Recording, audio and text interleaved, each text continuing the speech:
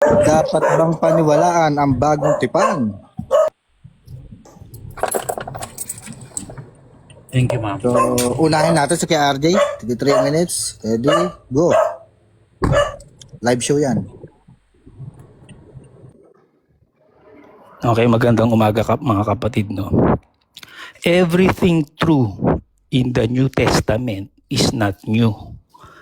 Everything new in the Greek Testament is not true. Okay? Sabi ng Diyos, the Torah is perfect. Okay? Nasa Tehillim 7, Book of Psalms.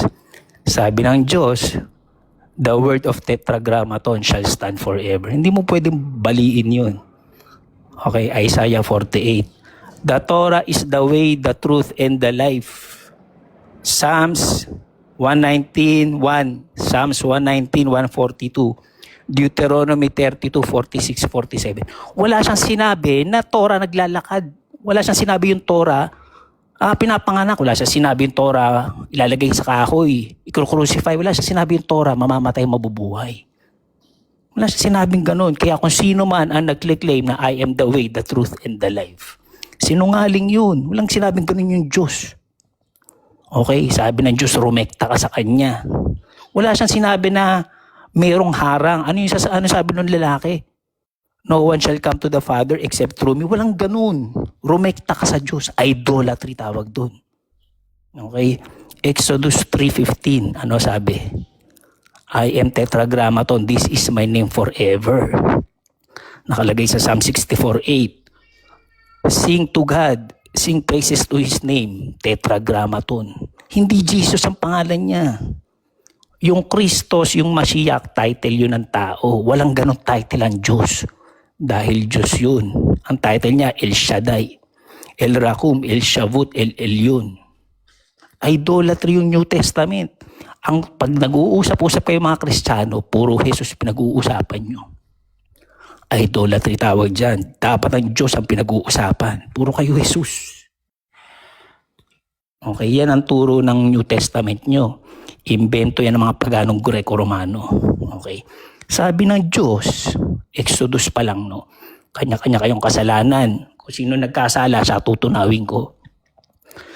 Ano turo ng pagan books? Sinasalo ng Jesus yung kasalanan nyo, wala kayong sariling accountability. Pag kasalanan nyo yun. Yung kasalanan ni Jesus, kasalanan nyo yun, mananagot siya sa Diyos. Malinaw sabi ng Diyos, huwag kang mag-aalay ng tao. Kaya nga pumapayag siya, magpakawala ka lang ng kambing. Mag-alay ka lang ng harina. Tapos ang turo ng Greek books nyo, mag-alay kayo ng tao. Panoorin nyo yung pelikula na Midsommar, okay? Hindi nyo makita yung box ng Christianity kasi nandiyan kayo eh. Yung ginagawa ng mga pagano sa Midsommar, ganun yung ginagawa ng Christianity.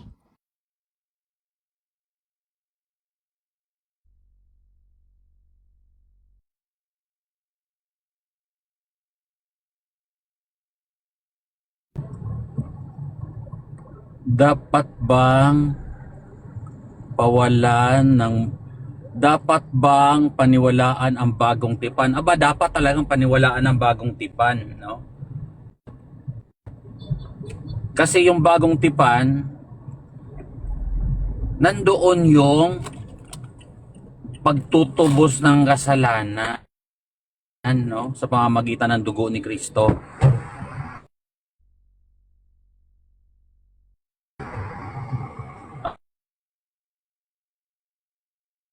Nagdadrive nga pala ako ngayon. So dapat talaga... Saan tayo, madam? Santa Ana Church. Santa Ana Church, okay. Santa Ana Church, okay. Dapat talagang paniwalaan natin yung bagong tipan kasi nandun yung kaligtasan na niya lahat ng kasalanan. Hindi ka na magkakasala dahil siya na aakuhin niya lahat, walang ganun. Ang kondisyon ng bagong tipan, no, para sa kaalaman ng ating kumukontra sa bagong tipan, ang kondisyon ng bagong tipan, paghuhugas. Yung kasalanan na ikamamatay mo, ang ginawa ni Kristo, tutubusin niya yon sa pamagitan ng kanyang dugo. Hindi niya inaako lahat na kapag mula ngayon hanggang mamatay ka, iakuhin niya lahat ng kasalanan mo. Walang ganun. Walang ganung sentido, no? Mali ang pagkahulugan or exaggerated na ano yan, pagkahulugan yan, no? Ang sabi ni Kristo, sa pamamagitan ng pananampalataya, maliligtas ka, no? Kung sumasampalataya ka kay Kristo, magbabautismo ka. Uhugasan yung kasalanan mo. Ngayon, pagka nahugasan ka na ng kasalanan mo, lalakad ka na ngayon ayon sa kautusan ni Kristo. Kasi dati, nung ikaw ay Katoliko or ano pa man ang relihiyon mo, ikaw ay Hudyo pa dati, wala ka namang alam sa kautusan, no? Yung buong kahulugan ng kautusan ng Diyos, hindi mo alam yon, nagkakasala ka. Ngayon, ang gagawin ni Kristo, pag sumampalataya ka sa Kanya, magbabautismo ka, huhugasan ka sa pamagitan ng Kanyang dugo. Ganon ang kondisyon. Wala tayong sentido sa Biblia na sinasabi, mula ngayon hanggang mamatay ka, aakuhin ni Kristo yung kasalanan mo. Walang ganon. Ang sinabi doon, sa pamagitan ng pananampalataya sa anak ng Diyos, lalakad ka ayon sa Kanyang katwiran. Kung dati ka nagkasala, magbabautismo ka, huhugasan ka, no? Pagkatapos ay lalakad ka na ayon sa kautusan sa bagong tipan sa ebanghelyo ni Kristo. So ganun ang kondisyon. Walang sinabi na kapag ka tinubos na lahat ni Kristo, wala ka na, hindi ka na magkasala. Walang ganun. No, exaggerated 'yan o paratang 'yan kay Kristo. Salamat sa Diyos. Ipaliwanag mo, Robin.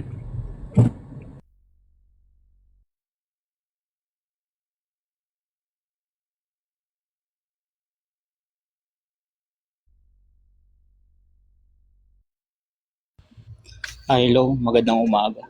Ah, Nasa panahon na tayo ng muling pagkababalik ng Panginoon. Yung sinasabi ni RJ ay talagang hindi ako makapaniwala. Nasa ano pa rin siya. Nasa old pa rin siya.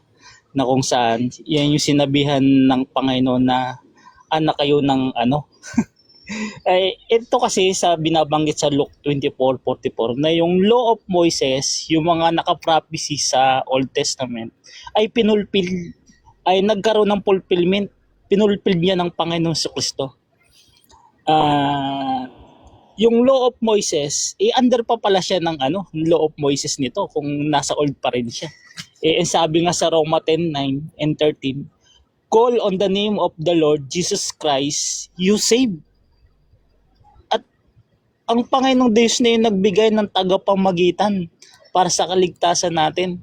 Gawa 4:12, walang sino man na ibinigay na pangalan para sa ikaliligtas natin. Call the name of the Jesus lang. Sino ba yung kaligtasan nito ni RJ? Sa old pa rin pala siya.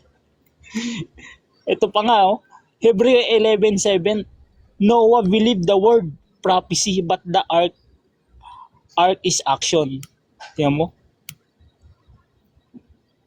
Sabi niya, ito daw yung unang ginathered ng Panginoon.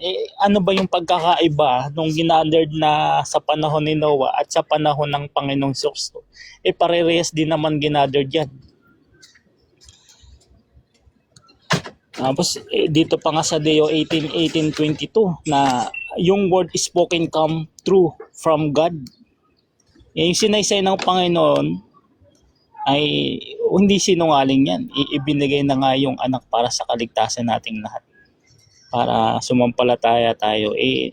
Na-impluwensyahan lang to si RG siguro ng mga Hudyo na sinasabihan ng Panginoon sa John 8:44 na ayaw kasi maniwala nito sa fulfillment of ng katuparan ng mga hula sa Old Testament Pinulfilled na nga ng Panginoon yan At sinasabi na nga yan sa Luke 24:44. Ayun lang nga.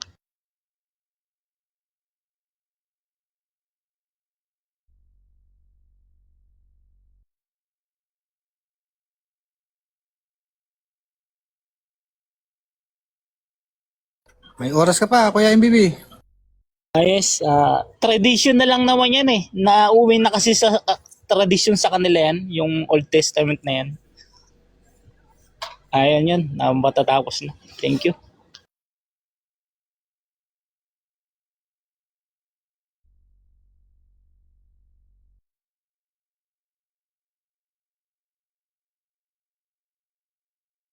Ako ang nagwagi.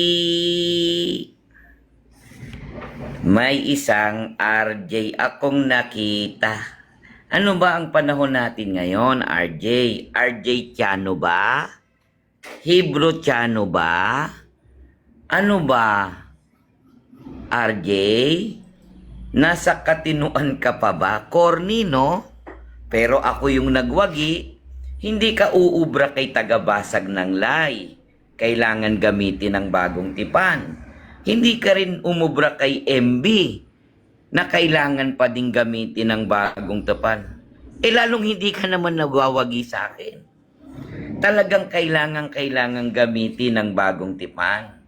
Ang salitang Torah ay mula sa salitang Hebrew na ang ibig sabihin ay kautusan, turo. Ito rin ay maaaring tagubilin. Hindi lang ito listahan ng batas, kundi ito ay pagtuturo ng Diyos. Paano ba ang naging pagtuturo ng Diyos? Meron tayong dispensation of time. Panahon ng mga magulang, panahon ng mga propeta, at panahong Kristiyano. Mababasa natin sa Hebreo 1:1 hanggang 2, ang Diyos ay nagsalita sa panahon ng mga propeta o mga magulang ang una, bago panahon ng mga propeta. At sa panahong Kristiyano, mula nang ipinanganak ang Panginoong Hesukristo hanggang sa kanyang ikalawang pagparito. Kung walang Kristiyano sa bagong tipan, ito'y nakasulat. Anong panahon tayo ngayon? RJ Tiano? Hebrew Tiano? O tigilan mo na ako? Kaya ang lagi kong ipinapayo sa'yo, RJ, huwag kang umakyat ng umakyat dito. Magngangawa ka, mag-live kang mag-isa mo, ikaw na yung host, ikaw na rin yung viewers, ikaw na rin ang mag-comment, mag-live kang mag-isa mo. Wala kang mapapaniwala rito na hindi dapat gamitin ang bagong tipan. Mula kay tagabasag ng line, napakinggan ko na. Kay MB, napakinggan ko na. Ako, kailangan lalo na ang bagong tipan. Kaya, nung unang tindig mo, nagmukha kang ewan. Para hindi ka magmukhang ewan, payong Kristiyano lang at hindi Hebrew tampururut, mag-live kang mag-isa mo. Wala kang puwang dito, ang aral mo ang basura, hindi ang bagong tipan ng basura. Kaya kung sino man ang susunod na magsasalita, pakikinggan ko yung topic. Basura nga ba ang bagong tipan? Hindi ba dapat gamitin ang bagong tipan? I-address nyo kay Hebrew tampururut para maging matino at matawagan ng kanyang isip.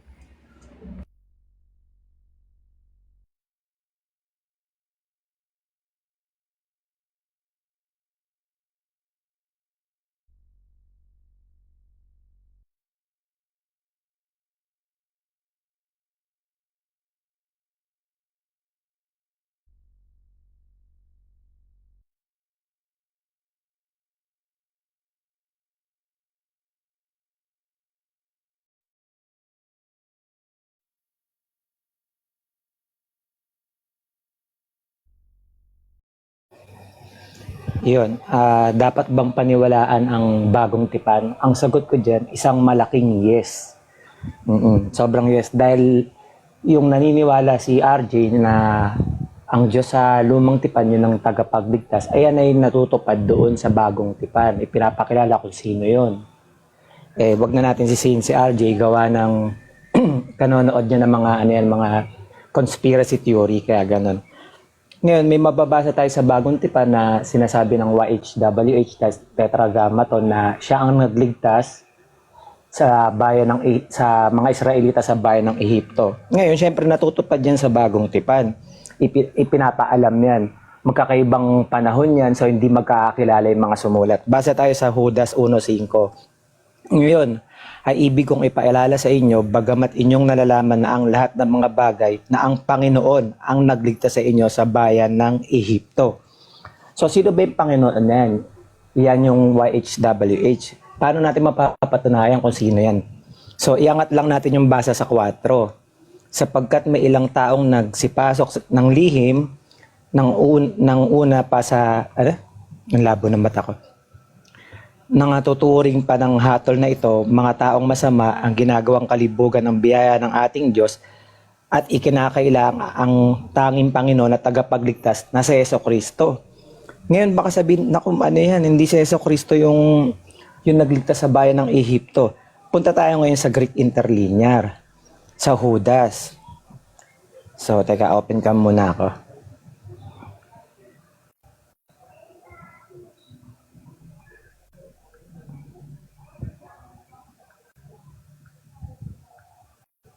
Yan, Jude 1:5 interlinear. To remind you that knew you, I want, ano yan, grammar yan ng Hebrew, kaya barok-barok. Having known you all the time, all this, that Jesus. So, ayun pala. So, kung hindi ka naniniwala sa bagong tipan, huwag mo rin paniwalaan ang lumang tipan kasi ang bagong tipan, siya yung nagpapahayag tsaka nagpapahayag ng mga katuparan, ng mga hinulaan sa lumang tipan tsaka sa Torah. Oh, so, yun lang. Ayan, word for word, yung naglabas sa bayan ng Ehipto. Jesus.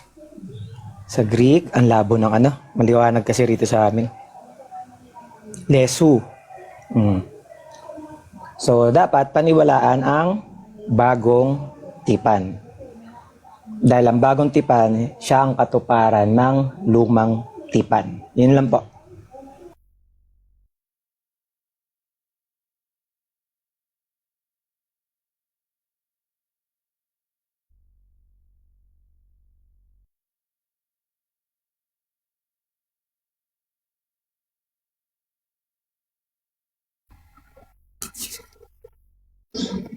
Okay na, hindi makita yung oras.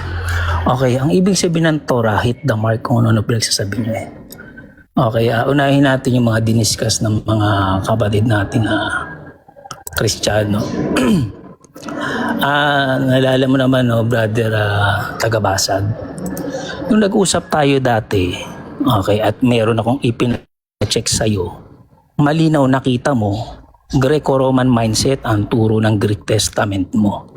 Ngayon bilang mga Kristiyano, ang turo sa inyo at alam natin lahat, yung kaluluwa, yan yung lumilipad sa langit. Okay? Yan yung sinusunog sa impyerno. Yan ang turo sa Kristyanismo. Ngayon, malinaw nung chinek mo, no, Tagabasag. Ang ibig sabihin ng nephesh in Hebrew, kasama yung katawan, yung physical body. Okay, doon palang mali na yung Kristiyano eh. Kasi nga, sabi ni Jeremiah, seek the ancient path. Pag hindi mo inaral kung ano ang sabi ng Diyos sa Torah niya, lolokohin ka ng mga pagano, lolokohin ka ng mga paganong Greco-Romano nag-imbento ng New Testament. Ngayon, may nagkikwento, hindi ko matandaan eh. Kikwento siya ng baptism. Walang sinabing baptism yung Diyos, si Tetragrammaton, pero yung New Testament nyo, punong-puno ng baptism. Bininyagan yung Jesucristo. Ano ang origin ng baptism? Okay, pagan ritual yan sa mga paganong nasyon. Ginawa yan sa Ehipto, ginawa yan ng mga Greco-Romano, ginawa yan ng Mithraism. Walang sinasabing ano, sabi ng Diyos, wag kang pala-imbento, wag kang superstitious. Okay? Ayaw ng Diyos ng ganun. Kaya ang tinuturuan kanya kung paano ka maging mentally intelligent. Ngayon, anong ginagawa ng mga Kristiyano? Ang daming naloloko, may mga poses-poses, may exorcism. Walang ganun. Hindi nag-i-exist yung mga ganun. Walang ganun. Walang kalaban ng Diyos. Okay? Kaya nga siya Diyos eh. Kaya nga siya tinawag na El Elyon at El Shaddai. Walang pwede lumaban sa kanya. Tapos sa New Testament nyo, meron kayong Satanas, meron kayong Lucifer, meron kayong mga demonyo, diablo. Hindi totoo yun. Okay, sakit sa pag-uutak yun, hindi nag-e-exist yun, ganun kayo niloloko ng mga libro nyo. Okay? Yung symbol ng cross nung mga New Testament, no? Kahit yung iba nung umakyat siya dito, alam niya, okay, inimbento lang yun ni Constantine. Simbolo yun ng mga pagano mula pa sa Egypto, merong Ankh. Okay, simbolo yun ng mga pagano mula pa sa Babylonia. Inadapt lang, pinasok. Okay, yung Jesus nyo sa New Testament, nagtuturo ng cannibalism, pinagbabawas ng Diyos yan, nagre-ritual siya, inumin nyo yung dugo ko, lamunin nyo yung lamang ko, pinagbabawal. Ayan, para marami naman kayo nakaakyat. Kada dalawang speaker na Kristiyano, si Kay RJ sasagot.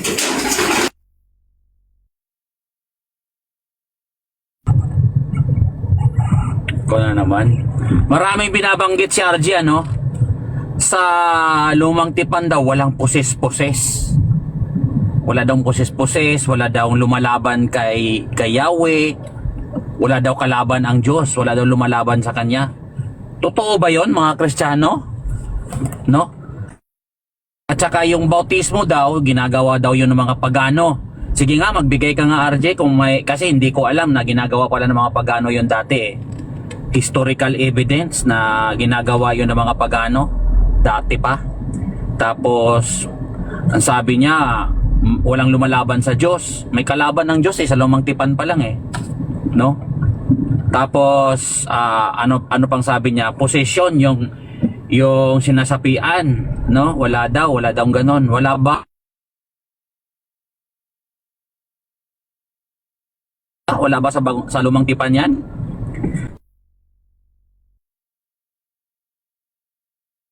Kaya dito ang ating tawag nito, ang kailangan ng bagong tipan, no? Kasi yun yung kakumpletuhan eh. Ang sa anong pinagkaiba ng bagong tipan at saka lumang tipan? Sa lumang tipan kasi walang pinapatunguhan doon kung anong mangyayari ng mga tawag nitong mga kaluluwa. Sa bagong tipan kasi RJ, merong binabanggit na ang kaluluwa bibigyan sa panahon ng paghuhukom, bibigyan ng bagong katawan, yung glorious body. Yung glorious body, yun yung ihaharap mo sa araw ng paghuhukom. At yung glorious body na yun din yung dadalhin mo kung mapupunta ka sa impyerno o sa langit. No, merong idea ang bagong tipan nun. Ang sa lumang tipan walang ganon. Parang lang, question mark lang kung ano mangyayari ng mga tao, mabubuhay tapos wala na. Malaking yan kasi merong sinasabi na ang espiritu yan eh. Wala ako sa hulog. So yun kailangan talaga natin ang bagong tipan kasi nandoon yung pananampalataya ng kaligtasan, salvation, kumbaga. Sa lumang tipan kasi wala doong salvation kung ano mangyayari sa iyo pagkamatay mo, no? Walang mangyayari sa iyo kapag kamatay mo. Sa lumang tipan may Kristo na. Kagaya ng binasa ni na yung naglabas pala sa Israel galing sa Ehipto, si Kristo pala 'yon, no? Recorded 'yan, magkakonekta 'yan, no? Makikita natin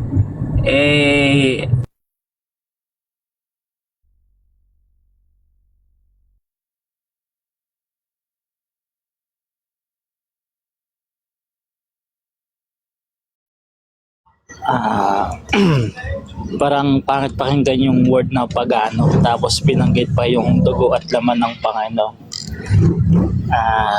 Siguro wala na tayong masasabi dito. Baka ano pang masabi natin, kasi paglapastangan kasi isang pamumusong. At ang sabi rin dyan, walang kapatawaran niya.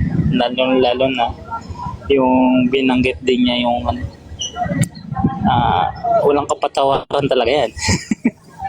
Hindi na lang ako magsasalita, pero binigyan naman siya ng kaisipan para magsuri. And sabi sa 1 John 4:1, test the spirit. Tinetest natin yung spirit nito, magsasabi na to na hindi na kailangan yung bagong tipan, yung Biblia. Paano ba ano ba yung mga nakalagay dyan sa Old Testament na yan, di ba? Mga patungkol yan sa Panginoon sa Kristo, hula yan. Hindi ka naniniwala dyan. Ikaw na pala yung mapapako dyan. Mapapako ka na dyan sa aral na yan na wala namang patayan. At ibinigay na nga yung kanyang buktong na anak. Ang sabi, sino mang sumampalataya ay magkakaroon ng buhay na walang hanggan. Inuutos na yun ng ama. Sinugo na yung kanyang anak. Tapos ipinulpil na nga niya yung prophecy sa Old Testament prophecy. Ipinulpil na nga niya. Ikaw pa rin, nakapako ka pa rin dyan. Sinabi na nga ng Panginoon na nagsasalita siya ng katotohanan. Deuteronomy 18:22. Tapos ipinulpil na ng anak niyan. Nasa tradition ka pa rin pala. Ikaw yung pulse na bula ang mga ngaran. Ay galit na galit yan ang Panginoon. Sinasabihan na nga niya na yan, John 8:44. Paano nakapako sila doon? Ginawa na lang tradisyon yan. Lalong-lalo na yung law of Moises. Ginawa na nilang tradisyon. Hindi na nila ginagawa yung true faith nila. Ang lahat ng yan, pinulpil ng Panginoon eh. Hindi ka pa rin naniniwala na hula na nga lahat yan. Tingnan natin kung sino ba yung nagtatrabaho sa loob mo. Isa lang sinasabi dyan. Lies teaching. Kung iaaral mo yan, walang maniniwala sa'yo. In Revelation 18:3, isa ka doon sa Babylon na nag-recreate niyan. Pinapainom mo ng alak ng pangangalo niya yung mga tao para mapaniwala mo sa sinasabi mong yan. Binigyan ka ng kapasya ng Panginoon, matinong pag-iisip para kung ano man yung napapanood mo, isuriin mo. 100% nga magkakatugma yung mga sinasabi sa Biblia, sinulat ng mga iba't ibang tao at panahon yan.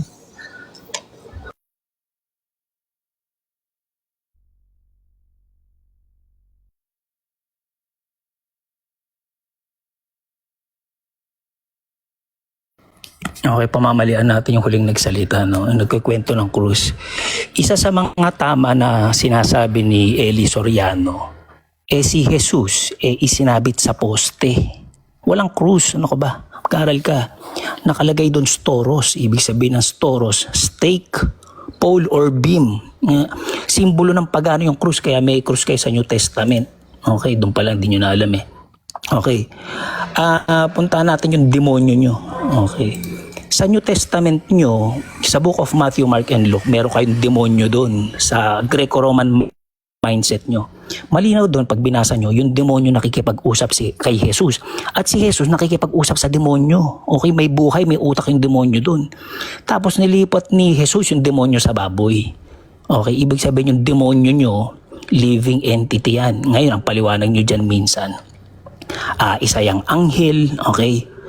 Ngayon, ang salitang shedim in Hebrew mindset, ang ibig sabihin nun, strange gods, foreign gods, false gods. Napakalayo.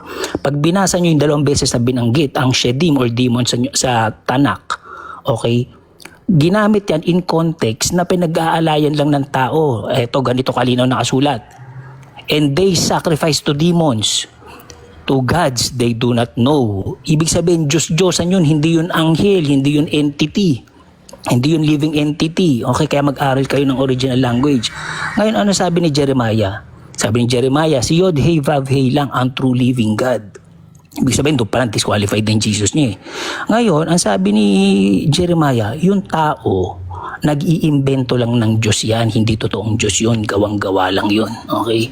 Ibig sabihin, yung demonyo, imbento lang. Ibig sabihin, hindi Diyos yun. Hindi yun entity. Ano ibig sabihin yun? Tinuturuan kayo ng New Testament nyo, ng pagan Greek books nyo, maging mentally ill. Okay? Isang mentally ill fictional character yung Jesus Christus doon. Bakit? Yung shedim hindi naman nagsasalita yun, tapos nakikipag-usap siya sa shedim. Okay, doon pa lang maling-mali na yung New Testament nyo. Hindi siya parte ng Hebrew Tanakh. Bakit? Greco-Roman mindset teaching tinuturo niyan. Hindi yan Hebraic literature. Doon pa lang napaka-obvious. Isa pa lang yan. Okay, ngayon puntahan natin tong Satanas. Ano bang Satanas in Hebrew? Okay, alam naman na. Commercial muna tayo. Hindi aabot yung 20 seconds. Idolatry ang relihiyon ng Kristiyano. Sumasamba kayo sa may anyo. Okay, ano sabi ng Diyos sa Deuteronomy? Wala akong anyo, kaya wag kayong sasamba ng anyo. Anyo ng lalaki o babae. Yung Jesus nyo, tao, lalaki, sinasamba nyo, idolatry. Idol worshippers kayong lahat. Yan, Kuya RD, pagkakataon mo na yan. May INC dyan, MCGI, Baptist, Born Again. Yan, ito na ang oras mo para makausap mo lahat ng Kristiyano sa paniniwala mo sa Old Testament at Torah. Wala kang mapapaniwala rito, RJ. Mag-live ka na lang ng mag-isa, baka meron ka pang madaya. Ang sabi ni Aaron, big yes. Yes, dapat gamitin ng bagong tipan. Ang sabi ni MBB, lapastangan ka, RJ. Yung aral mo na walang Satanas na naging kalaban ng Diyos, lapastangan ka. Umiinom ka ng alak ng pangangalon niya. Sabi ni MBB, lapastangan ka, blasphemy ka. Yung pagkakabanggit mo, kinain yung laman ni Kristo, pinainom kayo ng dugo ni Kristo, cannibal, lapastangan ka, sabi ni MBB. Sabi mo pa, walang satanas. Mali. Yung pagparito mo, nakausap ka namin, katunayan na mayroon talagang satanas. Therefore, si RJ na hindi dapat gamitin ng bagong tipan sa bagong tipan na may satanas, therefore si RJ isang uri ng may aral na dala ni satanas. Sabi ni tagabasag ng lay naman kanina, no? Sabi ni tagabasag ng lay, magbigay ka ng historical evidence na walang satanas o kalaban ang Diyos sa lumang tipan. Hindi mo nasasagot. Sabi ko naman sa iyo kanina, anong panahon tayo ngayon kung hindi Kristiyano? A. Moisesiano. B. RJ-kiano. C. Torariano. O C. Invento mo lang yung mga ganyang termino. Wala kang maluloko. Wala kang maluloko, RJ. Yung aral mo na hindi dapat gamitin ang bagong tipan at walang Panginoong Hesukristo na tutubos sa kasalanan ng mga Kristiyano, peking aral mo yan. Ano bang meron dito lang sa Pilipinas eh? Ikaw lang naman, iilan lang naman kayo eh. Bilang lang sa kamay na ganyan ang aral mo eh. Wala kang maluloko rito. Kaya yung nakalagay ng host, Emmet, RJ versus Cristiano 1 versus 5, lagay mo lang yan, Emmet na nag-iisa na walang kapana-panalo. Mag-live ka na lang mag-isa. Kaya ka nga akit ng akit, wala kang mapapaniwala eh. Diba? Isa kang RJ Chano na may dala ng aral na basura na wala kang mapapaniwala rito na hindi dapat gamitin ang bagong tipan at walang Kristo na umiiral.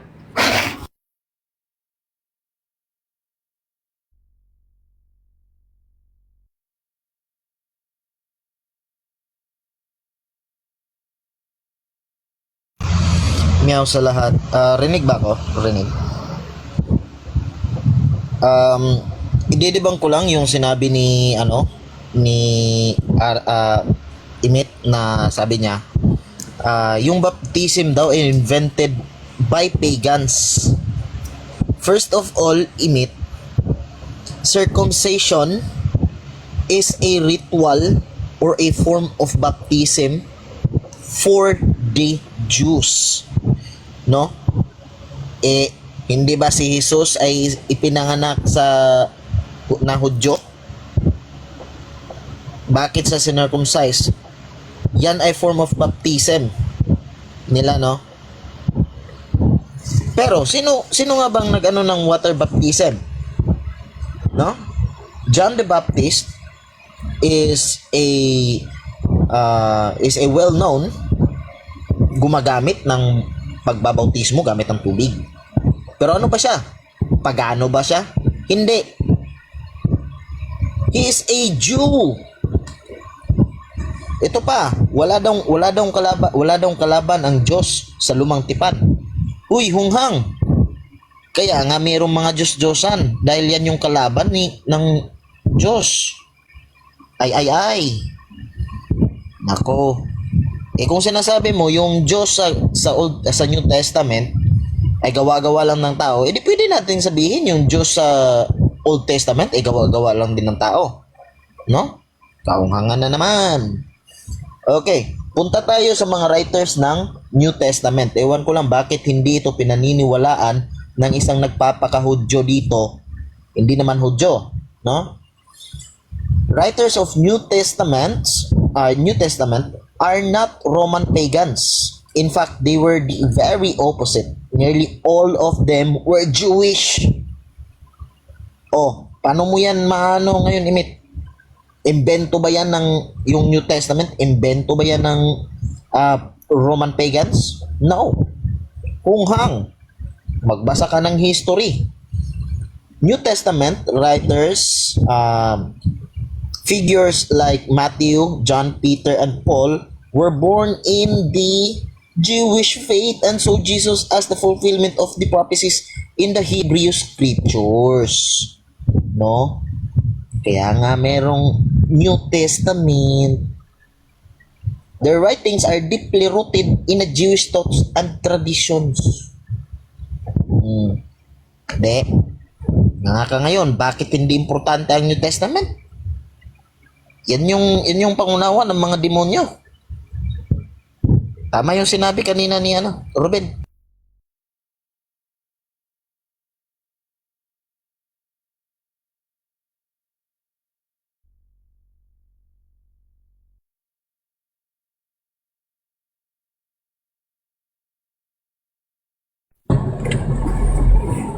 Ako na naman. Tama si Robin de la Rosa. Wala ka talagang mapapaniwala sa mga argumento mo, no, RJ, tungkol dyan sa bagay na pinapaniwalaan mo na malabo talaga sabihin mo yung bagong tipan ay hindi dapat na paniwalaan. Naku po, mayor parte ng populasyon ng Pilipinas ay kahit anong relihiyon pa yan, Islam lang naman ang hindi naniniwala no, sa Biblia. At ikaw, yon, mayor parte sa populasyon ng Pilipinas, talagang ang Biblia tinatanggap natin yan, valid yan, alang-alang sa kaligtasan. Tapos ngayon kayo lang naman mga Hudyo nag-invalidate. Ikaw hindi ka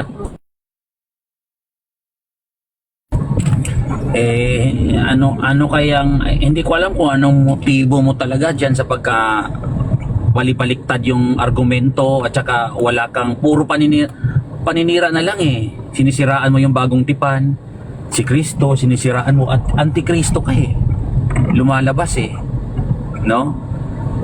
Dapat tumanggap ka ng meron kang hindi basta ang argumento mo lang ang binabalik-balikan mo, hindi ka na nagre-research parang hindi ka na tumatanggap ng tawag nito ng reasoning, no? Wala ka ng reasoning. Hindi ko kung anong nangyari sa inyo, kung anong kasalanan ninyo. Siguro nagkasala ka sa malaking kasalanan kay Kristo. Wala na kayong karunungan nawawala ka sa reasoning sa logic nawawala ka, nagmumukha ka ng sinungaling. Sinabi mo ang Diyos sa lumang tipan walang kalaban. Sinabi mo yung bautismo pagano yan. Wala namang hindi ko alam, no, maglabas ka nga ng tawag nito, ginagawa ng pagano yung bautismo. Sinong pagano, anong yan. At saka sa lumang tipan tumutukoy na kay Kristo napakaraming talata ng Biblia sa lumang tipan na tumutukoy kay Kristo na ang katuparan nasa bagong tipan. So i-reject mo lang yan basta ang argumento mo ganun lang, mag-stick ka doon.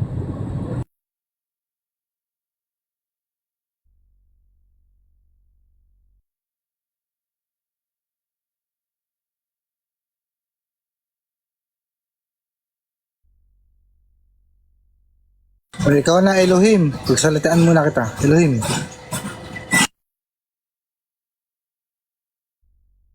Oy, Elohim.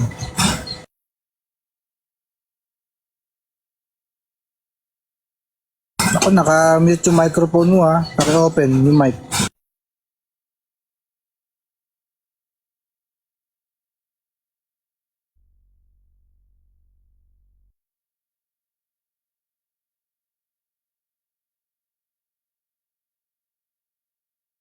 Okay, wala.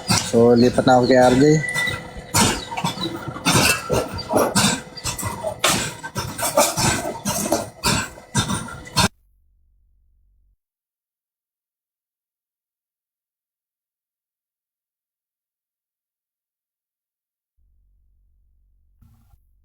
Okay, Amos 3:7. Surely Yod-Heh-Vav-Heh shall not do nothing unless he reveals secrets to his servants the prophets. Okay?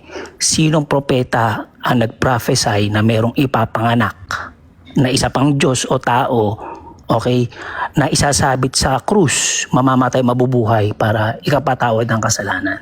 Nasaan si Jesus sa Hebrew Tanakh? Wala. Okay? Ngayon, balikan natin yung pagan baptism. Tama yung circumcision dahil binanggitin ng Diyos. Ngayon, wala siyang binanggit na baptism. Okay, tignan natin history ng baptism. Mitzarim. Kung di nyo alam yung Mitzarim, ancient Egypt yan. They used the Nile water for purifying newborns and in Osiris related rites. Okay.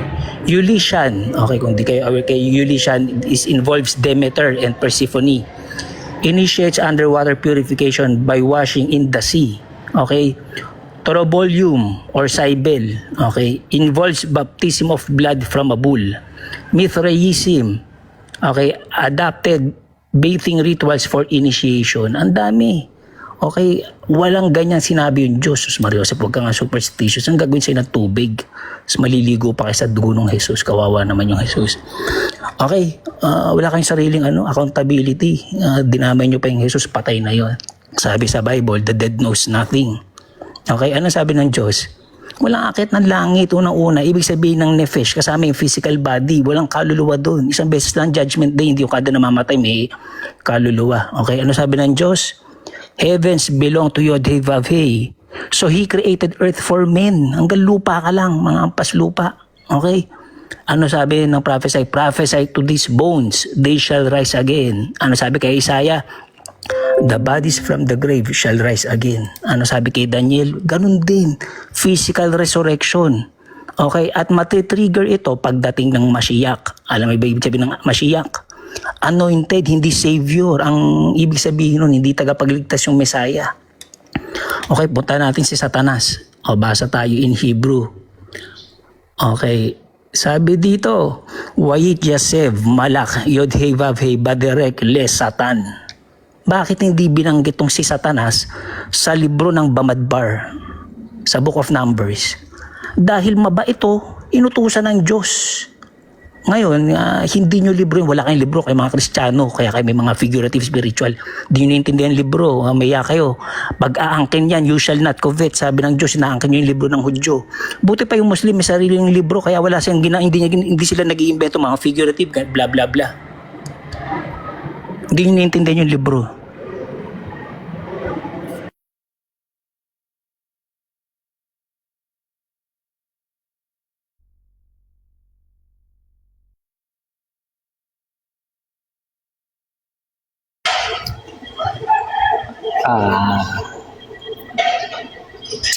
Ano bang word? Wala na tayong pwedeng sabihin dito eh. Talagang nagsasalita niya, namimili siya ng ng mga talagang ipang niya, pero titingnan natin, baluktot naman talaga yung katwiran niya. Ang Biblia sinulat sa iba't ibang panahon. Sinulat ng iba't ibang tao. Pero 100% magkakatugma yung mga nilalaman nito eh.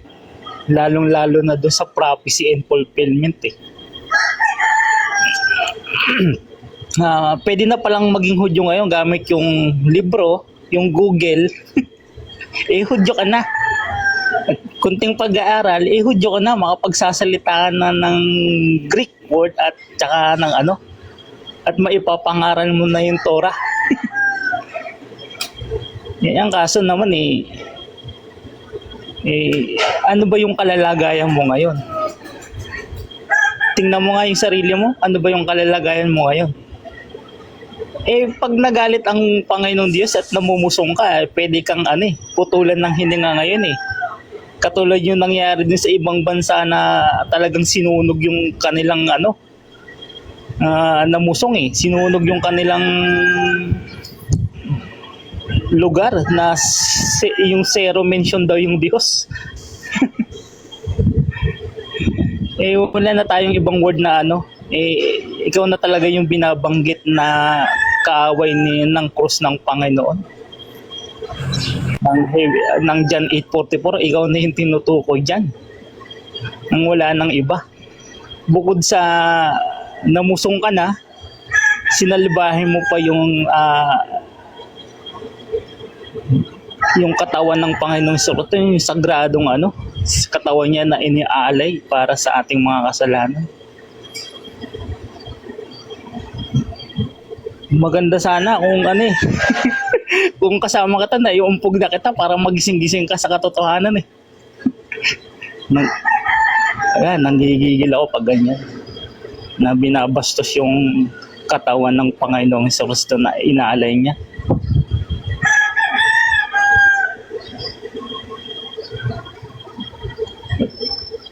Grabe na yung mo. Ngayon ko lang narinig yung niyan. Nagpapakahudyo ka, gumamit ka lang ng Google, libro. Ginagamit mo na sa kasinungalingan yan.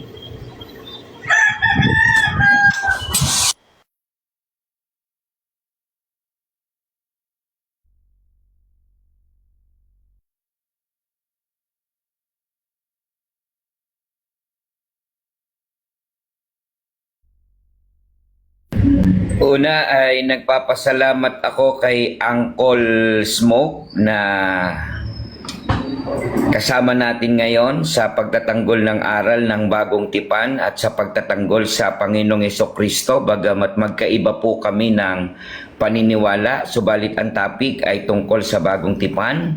I-remind lang kita, RJ, na sinasabing hindi ka kapanipaniwala. Sabi ni Uncle Smoke, pagano hindi Hudyo. Kaya pagano ka, Hudyo ipinaglalaban mo. Kaya mali na naman. Sabi ba ni Smoke, hunghang ka. Ngaw-ngaw ka lang ng ngaw-ngaw. Sabi pa ni Smoke, sinulat ko pa, sa demonyo yung aral mo. Sabi naman ni MBB, baluktot ang isip mo. Pwede kitang paputulan pwede kang putulan ng ulo. Isa kang salbahe. Namumusong ka. At kung malapit ka lang daw kay MBB, iuumpog ka daw niya. Nakakagigil ka. Akalain mo ang Panginoong Hesukristo na naghirap at napako sa krus na ngayon ay nasa langit na. Kung bastusin mo at laitin mo, ganun na lang. Ngayon sa bautismo, turuan kita. Para alam mo. Sa Biblia po, maging sa iba't ibang uri ng bautismo, meron na sa matandang tipan. Kulang ka lang sa pagkaunawa. Bautismo sa matandang tipan at bagong tipan. Mahalaga ito na maunawaan natin. Mga bautismo sa matandang tipan. Ang bautismo hindi lang per se paglulubog sa tubig. Ginagamitan din niya ng utak, anyo at paglilinis at bahagi ng paghahanda. Ang paghuhugas ayon sa kautusan, bautismo ring maituturing yan sapagkat paglilinis sa kasalanan. Iba lang ang sistema sa panahong Kristiyano, kaya nga hindi ka naniniwala Bautismo sa panahon ni Moises, lahat ay nabautismuhan kay Moises sa ulap at dagat. Unang Korinto 10:1-2. Ano ang simbolikal niyan? Paghihiwalay ng bayan ng Diyos, pagsunod sa utos ng Diyos sa pangunguna ni Moises. Larawan naman yan ng panahong darating. Kaya may panahong darating, panahong Kristiyano. Hanggang ngayon, yung aking tanong, anong panahon tayo ngayon? Hindi mo masagot. Mag-live ka mag-isa mo, baka may mapapaniwala ka pa. Yun lang panahon ni Eva at Adan, may ahas Sino yung ahas doon? Sa panahon ng bagong tipan, yan yung Diablo at Satanas. Pumarito ka ngayon, ganyan ang aral mo. Therefore, si RJ ang may dala ng aral ni Satanas. Mag-live ka mag-isa, ikaw na rin ang mag-comment, ikaw na rin ang viewer. Wala ka mapapaniwala, basura ka, RJ.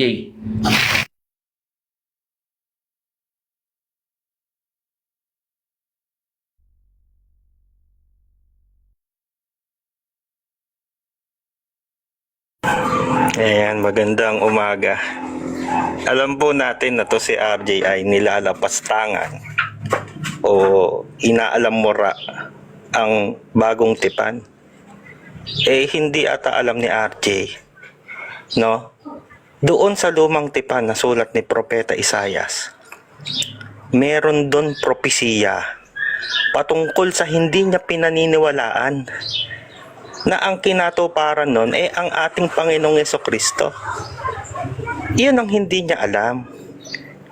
Meron sinulat doon si Propeta Isaias, propesiya patungkol sa ating Panginoong Jesucristo. Pangalawa, kapag ang Panginoong Jesucristo nagtuturo, gumagamit siya ng lumang tipan. Kaya nga sabi sa Biblia, sa aklat ni Isaias, nung Panginoong Jesucristo nagturo, gamit niya lumang tipan. Ngayon, bakit hindi mo paniniwalaan ang ating Panginoong Jesucristo? Mali-mali ba ang itinuro ng ating Panginoong Jesucristo? Sabi ng Kristo, iisa lang ang tunay na Diyos. Pagdating sa lumang tipan, sa Malakias 2:10, yung pinakilala ni Kristo na Ama, yun din ang pinakilala sa lumang tipan. Diba? Malakay 2:10. Bakit hindi mo paniniwalaan ng Kristo? Panahon na tayo ng Kristiyano, RJ. Wala na tayo sa panahong lumang tipan. Panahon na tayo ng Kristiyano. Wala na tayo sa panahon ng patriarka. Panahon ng mga magulang. Panahon ng mga propeta. Tapos na yun. Tayo ngayon, nasa panahong Kristiyano na. Ito ngayon ang logic. Nagkasala ka ngayon. Sa lumang tipan, para patawarin ng Diyos, direct kang mananalangin sa Kanya. Pero, pagdating sa bagong tipan, meron kang tagapamagitan na yun yung ating Panginoong Jesucristo. Paano ka ngayon patatawarin sa kasalanan? Hindi ka naniniwala doon sa tagapamagitan. Yari ka. Diba? Dahil alam natin na ang Panginoong Jesucristo tagapamagitan ng Diyos sa tao. Diba? Ay tumakbo na. Masakit Diba? Hindi mo binibigyang pagkahalaga ang Panginoong Jesucristo. Ayaw mo maniwala sa Kristo. Pero ang Kristo naniniwala sa tunay na Diyos. Tapos ang Kristo hindi mo paniniwalaan. Sino ka?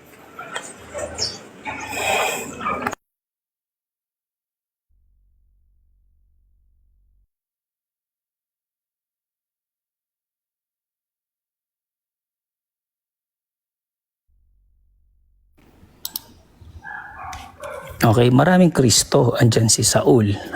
Okay, andyan si Karush. Andyan si Daud. Okay, pero walang sinabi ang Diyos na merong Kristo na sinasabit sa punong kahoy na mamatay na bubuhay, nagpapatawad. Magbasa kayo. Ilabas nyo yung verse. Okay, wala. Wag kayo mag-essay.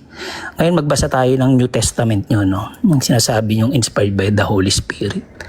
Okay, sa Book of Matthew, sabi ni Jesus dito, sa mga alagad niya, magnakaw kayo ng hayop, may makikita kayong dalawa.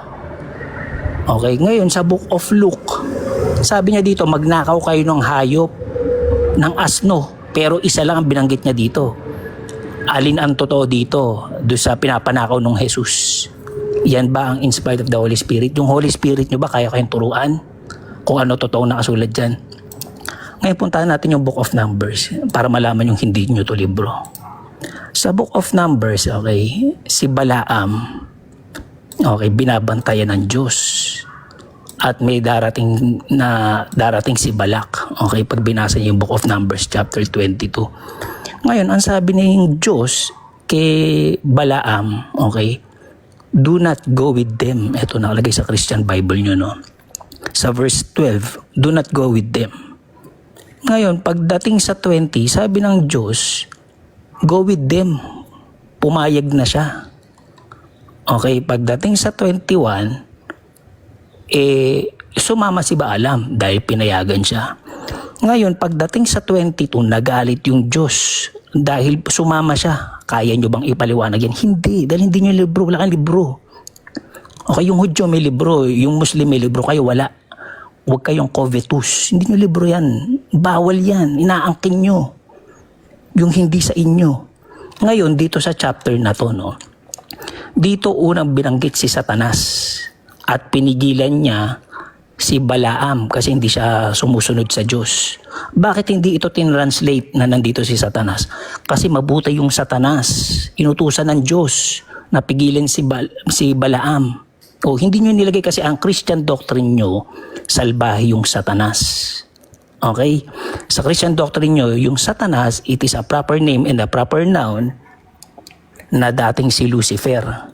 Okay? Ngayon, pag binasa nyo yung Chronicles, yung Satanas doon hindi naman anghel tao, ordinaryong tao. Ibig sabihin, mali-mali yung turo nyo kasi hindi nyo naiintindihan yung libro. Ngayon yung Lucifer, sabi, do not add or remove. Salitang Latin yun eh. Bakit nasa Bible nyo? Wala yun sa Hebrew Tanakh. Hindi naiintindihan yung libro. Huwag kayong mapag-angkin. Hindi nyo libro yan.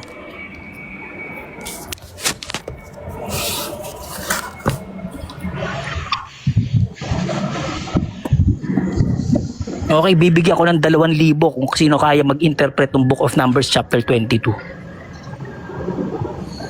Idagdag ko lang sa informasyon para hindi masabi ni RJ na hindi pwedeng basura yung basura yung New Testament. Ang Old Testament po ay shadow of New Testament. Ito sa lumang tipan, Jeremiah 31:31, narito ang mga araw ay dumarating. Sabi ng Panginoon na ako'y gagawa ng isang bagong tipan sa sambahayan ng Israel at sa sambahayan ng Juda. Sa bagong tipan, Hebreo 8:8-13, direkta itong sinipi ng sumulat ng Hebreo upang ipaliwanag na mga misteryo ni Jesus ay katuparan ng bagong tipan. Iyon na dahilan kung bakit ang unang tipan ay itinuturing ng luma. Meron pang isa, lugar ng kapanganakan ng Mesiyas. Sa lumang tipan, Mikas 5:2, ngunit ikaw, Bethlehem. Tandaan natin, Bethlehem ha. Sa iyo magmumula para